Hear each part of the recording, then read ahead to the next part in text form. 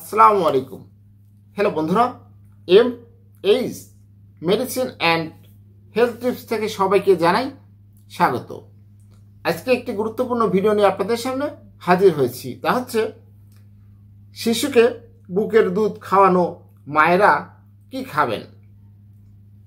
এটি কিন্তু একটা গুরুত্বপূর্ণ বিষয় যে বাচ্চারা দুধ পান করেন, মায়েদেরও কিন্তু পুষ্টিকর খাবার খাওয়া প্রয়োজন।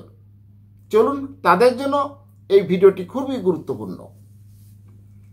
জন্মের পর থেকে শিশুর পুষ্টি, বৃদ্ধি ও বিকাশে যাবতীয় চাহিদা মায়ের দুধেই মেটাতে হয়। শিশু 5-6 বছর বয়সে অন্যান্য খাবার গ্রহণ শুরু করলেও 2 বছর পর্যন্ত বয়স পর্যন্ত মায়ের দুধ প্রয়োজন হয়। মায়েরা এ সময় উদ্বিগ্ন থাকেন যে দুধে শিশু পর্যাপ্ত পুষ্টি পাবে কিনা, কি খেলে দুধ বাড়বে বা এর পুষ্টিমান বাড়বে।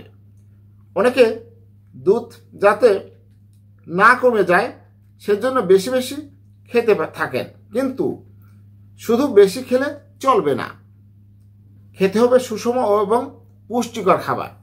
সুষম এবং পুষ্টিকর খাবার মায়েদের খেতে হবে। তাই মায়ের খাদ্য পরিকল্পনায় এমন হবে যা তার পুষ্টি যোগাবে, কিন্তু কিছু অত্যাধিক ওজন বাড়বে না। এই পরিকল্পনায় কেমন হবে চলুন জানা যাক। পর্যাপ্ত ক্যালোরি গ্রহণ। বুকের দুধ খাওয়াতে প্রয়োজন অতিরিক্ত ক্যালোরি। এ সময় মায়ের শরীরের চাহিদা মেটাতে প্রতিদিন 500 থেকে 700 ক্যালোরি চাহিদা বাড়ে। প্রোটিন সমৃদ্ধ খাবার। চর্বিহীন মাংস, মাছ, ডিম, লেবু, বাদাম, বীজ প্রোটিনের চমৎকার উৎস, যা স্বাস্থ্য ভালো রাখা এবং দুধ উৎপাদনে উভয় ক্ষেত্রে সাহায্য করে। ক্যালসিয়াম সমৃদ্ধ খাবার। মা ও শিশুর হাড়ের স্বাস্থ্য ভালো রাখতে পর্যাপ্ত পরিমাণে ক্যালসিয়াম দরকার।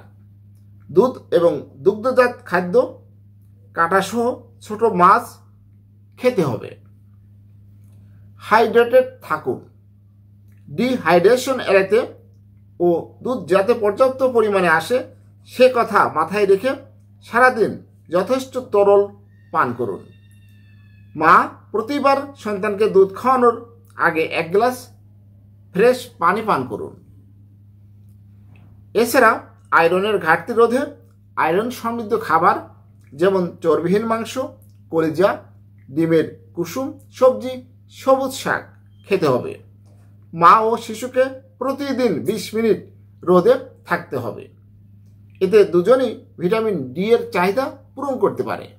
একটি বিষয় মনে রাখবেন, আমরা সূর্যের আলো থেকে শতকরা 80% ভিটামিন ডি পেয়ে থাকি। তাই অবশ্যই আমাদের ছোট ছোট বাচ্চা জন্ম নেওয়ার পরে দেখবেন অনেক মায়েরা তাদের সন্তানকে এই কিছু সময়ের জন্য সকালকে রোদে রেখে দেয়, কারণ তাদের প্রচুর পরিমাণে ভিটামিন ডির প্রয়োজন হয়। বুকে দুধ আসছে না বলে অনেকেই মা অভিযোগ করেন, কিন্তু এটা থেকে কোনো সমস্যা নয়। বুকে দুধ আসা হরমোন দিয়ে প্রভাবিত হয়। অক্সিটোসিন ও প্রোল্যাক্টিন হরমোনের ক্ষরণের বুকের দুধ তৈরি হয়। কোনো মায়ের দুধ কম এলেও মাকে চেষ্টা চালিয়ে দিতে হবে। বারবার শিশুকে দিয়ে দুধ টানাতে হবে, তাতেই দুধ আসবে। মনে রাখবেন, প্রত্যেক নারীর শারীরিক অবস্থা আলাদা, সময় অনুযায়ী তার চাহিদা পরিবর্তন হতে পারে। তাই পরামর্শের জন্য অবশ্যই একজন বিশেষজ্ঞ পুষ্টিবিদ ডাক্তারের পরামর্শ নেবেন। হ্যালো বন্ধুরা, আমার এই ভিডিওটি যদি ভালো লাগে, নতুন নতুন ভিডিও পেতে আমার চ্যানেলটি এখনই সাবস্ক্রাইব করে রাখুন। লাইক, কমেন্ট, শেয়ার করুন। সবাই ভালো থাকবেন। আজকের মতো বিদায় নিচ্ছি। আল্লাহ হাফেজ।